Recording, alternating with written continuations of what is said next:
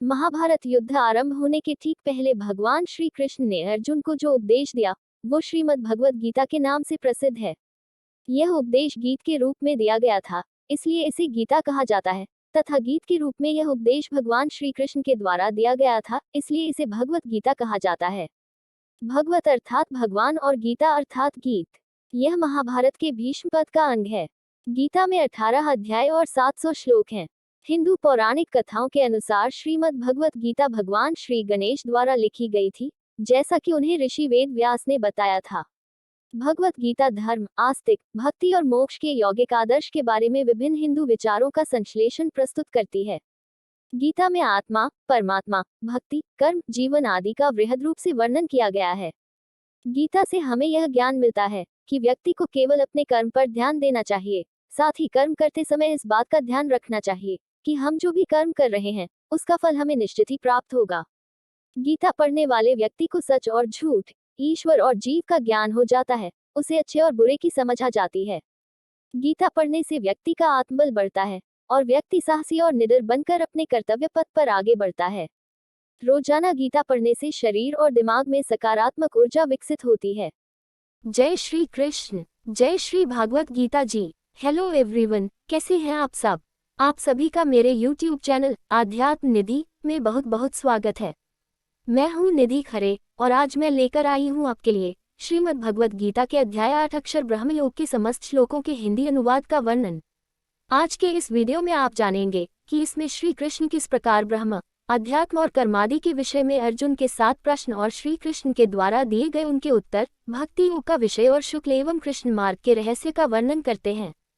तो इस वीडियो को आप बिना स्किप किए एंड तक पूरा जरूर देखिएगा और मेरे चैनल को लाइक, शेयर, सब्सक्राइब और बेल नोटिफिकेशन में ऑल सिलेक्ट करना बिल्कुल भी मत भूलिएगा, जिससे कि आप मेरे सभी लेटेस्ट वीडियो सबसे पहले देख सकें। आप मुझे इंस्टाग्राम और फेसबुक पेज पर भी फॉलो कर सकते हैं। तो आइए मेरे साथ ज्ञान प्राप्त करते हैं श्रीमद् भगवत गीता के अध्याय 8 का।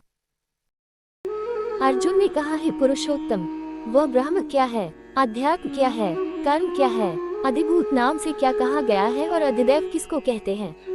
हे मधुसूदन, यहाँ अधियज्ञ कौन है और वह इस शरीर में कैसे है, तथा युक्त चित्त वाले पुरुषों द्वारा अंत समय में आप किस प्रकार जानने में आते हैं?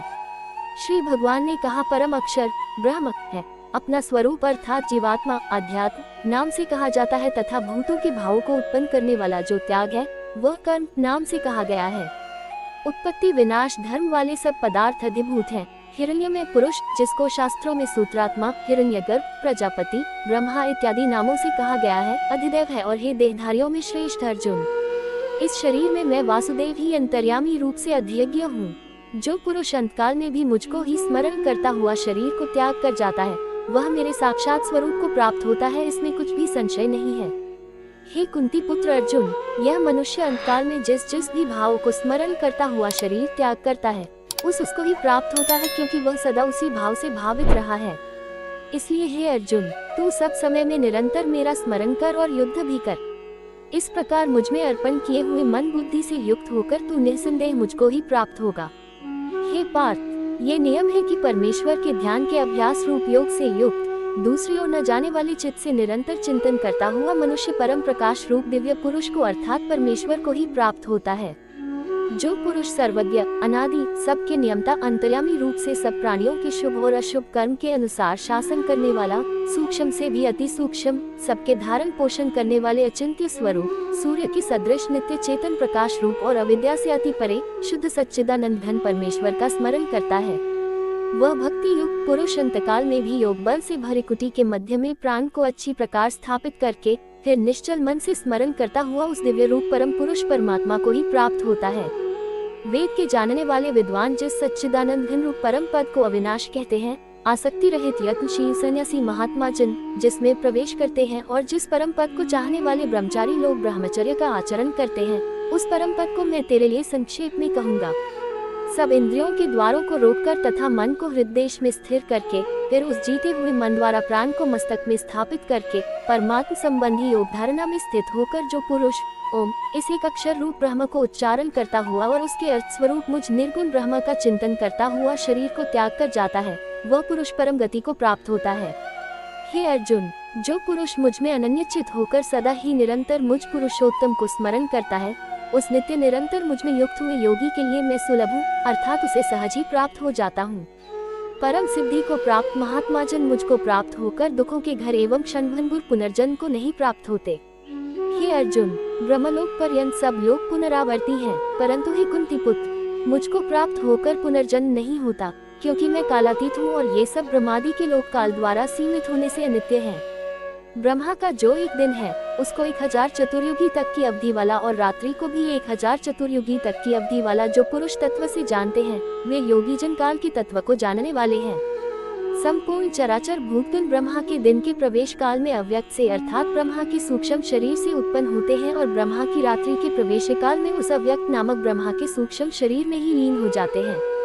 हे पार्थ, वही यह भूत समुदाय उत्पन्न होकर प्रकृति वश में हुआ रात्रि के प्रवेश काल में लीन होता है और दिन के प्रवेश काल में फिर उत्पन्न होता है।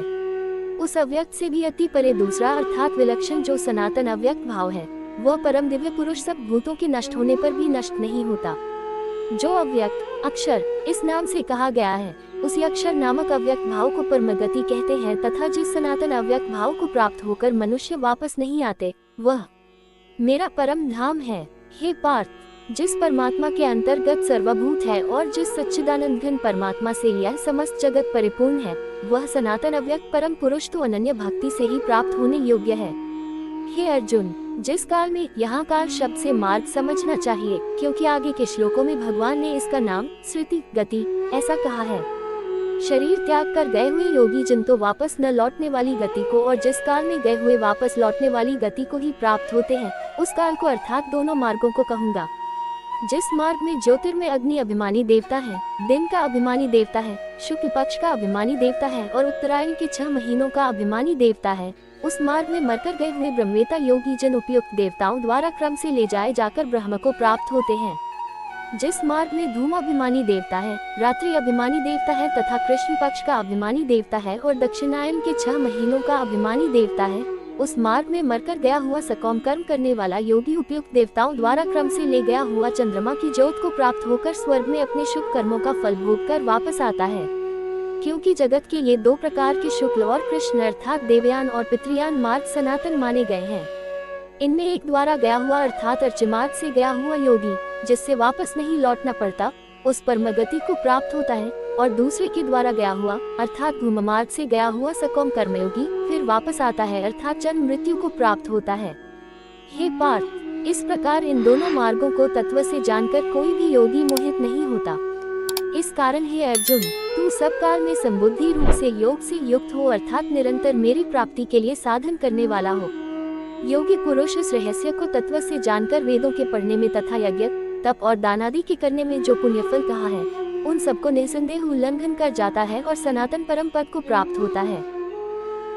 तो आज के इस वीडियो को मैं करती हूँ यहीं पर खत्म। आशा करती हूँ कि आपको श्रीमद् भगवद गीता के अध्याय 8 का संपूर्ण ज्ञान प्राप्त हो ही गया होगा। यदि आपको ये वीडियो अच्छा लगा हो तो इसे लाइक, कमेंट व शेयर अवश्य करें और यदि आप मेरे चैनल पर नए हैं तो चैनल को सब्सक्राइब करके बेल नोटिफिकेशन में ऑल सेलेक्ट अवश्य करें, जिससे कि आप मेरे सभी लेटेस्ट वीडियो सबसे पहले देख सकें। तो जल्द ही मिलते हैं एक नए वीडियो में, तब तक के लिए गुड बाय, टेक केयर। जय श्री कृष्ण, जय श्री भागवत गीता जी।